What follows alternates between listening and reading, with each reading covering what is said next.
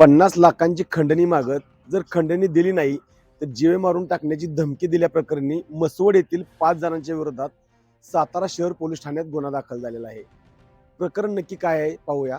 मसवड येथील डॉक्टर बाबासाहेब दोलताडे यांच्या हॉस्पिटलमध्ये काम करणाऱ्या एका इसमानं 10 डिसेंबर अखेर आर्थिक गैरव्यवहार केला होता. याबाबतची तक्रार डॉक्टरांनी मसवड पोलीस ठाण्यात दाखल केली. ही माहिती समजताच संबंधित ठिकाणी काम करणाऱ्या एका महिलेला आपलं सरकार पोर्टलवरती बलात्काराची खोटी तक्रार देण्यासाठी या संशयितांनी प्रयत्न केला आणि यावेळीचा अर्ज मागे घेण्यासाठी डॉक्टरांना 50 लाखांची खंडणी मागितली.